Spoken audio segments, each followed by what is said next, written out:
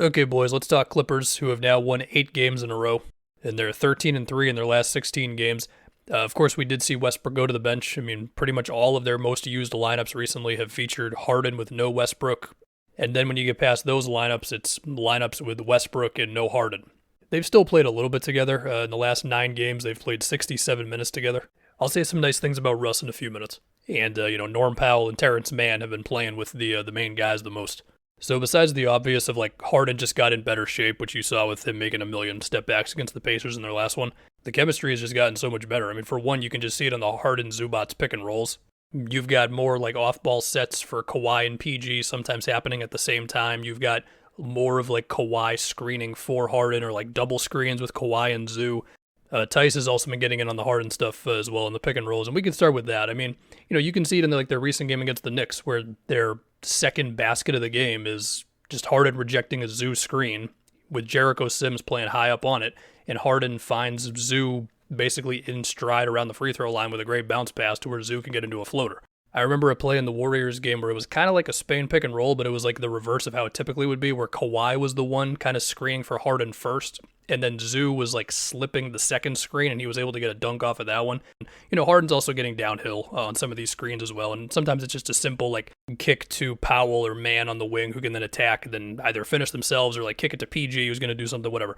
Speaking of Norm, he's been really efficient this year. He's 64 true shooting, and just watching Norm attack off the catch, it's just cool, man. Pump fake, and then between the gather and being able to finish with either hand and being physical, driving into dudes, it's cool. And Harden's definitely looking more athletic coming around these screens. Some of these things, he's having moments where it's wait a minute, is that 29-year-old James Harden? It's not every screen, but it's happening a bit. You've also got actions where, let's say PG will screen for Kawhi so he can cut into the post, across the paint, if you will. And then PG will then go and get a down screen from Zubats. And so there's multiple things happening. We can go to Kawhi now. Kawhi has been insane in this recent stretch here. And sure, you're definitely going to get some times when it's just, hey, Kawhi, go cook. But, in their recent one against the Blazers, I remember a couple plays where, Norm Powell would set Kawhi, a pin-down screen around the paint, and then Kawhi's coming around that just to get into, a mid-range jumper, basically. Or, Zubats will set a off-ball screen for him, at the three-point line to where Kawhi can kind of get going downhill, and then Harden's hitting him. Or Harden might hit Kawhi on the wing, and then he's immediately getting a screen from, Amir Coffey to then get into, a pull-up two or something. There's just more connectivity with the offense. And of course, PG is doing a mix of all these things, and, PG's getting his cooking on as well. Probably going to talk about PG the least in this video, but just as always, he's great. And as far as Kawhi again, that recent one he had against the Jazz, he had a couple of pull-ups over Walker Kessler dropping on a screen, or he had a couple of tough jumpers over John Collins where it was just I have no idea what you were supposed to do if you were the Jazz defenders. Yeah, as far as Westbrook, so Russ has been at about 15 to 20 minutes a game recently, and the plays he pulls off, it's still Westbrook stuff, whether it's pushing it, in transition, or he has been able to get a couple of cuts. Some of the minutes he has played with Harden, here and there, he's been able to get some lobs off of let's say it's a Harden Tice pick and roll.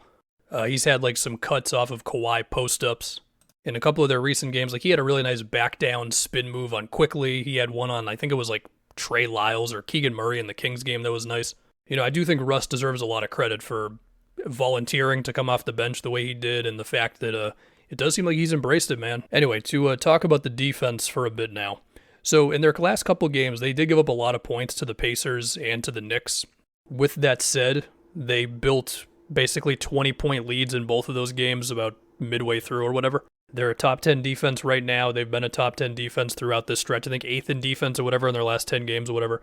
Where they start in games defensively and where they end up might not be the same, but typically for the starting point, it's Terrence Mann is usually on the opposing team's best guard. And so in the Warriors game, he started on Steph. In the Knicks game, he started on Brunson. In the Pacers game, he started on Halliburton. Kings game, it was on Fox. Blazers game on Simons. However, as the game goes on, the Clippers will switch it up a little bit. So the biggest example being in the Warriors game where there was a lot of possessions where Kawhi was actually on Steph and he was chasing him around screens. In the fourth quarter of the Blazers game, they had Paul George or Kawhi take a lot of possessions on Simons, and then Mann eventually guarded Simons for the last 2 minutes of the fourth. So they do switch it up. In the second half of the Pacers game, they tried some stuff where Zubats would start guarding Bruce Brown as PG guarded Isaiah Jackson.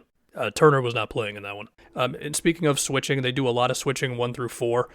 On and off the ball. And then as far as what Zoo or Tice are doing, typically Zoo is in a drop, but he can come higher up to the screens. Like in the Warriors game, he was higher up on some possessions. In the Knicks game, when the Knicks would run like a pick and roll with Brunson on the wing, Zoo would be high up. As far as like the help defense, they do pick their spots to get kind of aggressive with help, and I think it feels like Paul George has been the guy who I'm seeing the most sort of helping off of the wing or the corner and then getting a contest at the rim or whatever.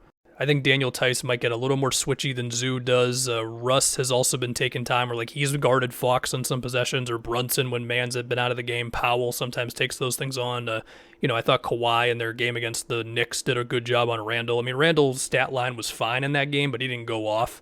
If I didn't say this already, Harden's effort to me has been good, and I think their general communication of just pointing, hey, let's switch this and all that, it's been good. They're 8th in defense on the season. I think they should finish, give or take, around 10th in defense. As far as potential moves, I mean, Amir Coffey's been getting minutes. Kobe Brown got a little bit of minutes in there. But I do think if they had an opportunity to get a good 3/4, that'd be nice. Someone who was kind of giving them a bit of what like Batum or Covington were giving them. Granted, PJ Tucker is on the roster, but I don't know if that one's going to happen. I mean, Ty Lue pulled him from the rotation about 10 games ago now or so. Also, as a Celtics fan, I like seeing Daniel Tice just getting regular minutes. Don't know what's going to happen when Plumlee's back, but yeah. So yeah, that's the Clippers for you. Obviously, health is always going to be a huge thing with them. We'll see if the chemistry keeps up long term. So yeah, they look good. At the time of this video, the next game they play is against Dallas, which may have already happened depending on when you see this. And if I jinxed them, then I am sorry.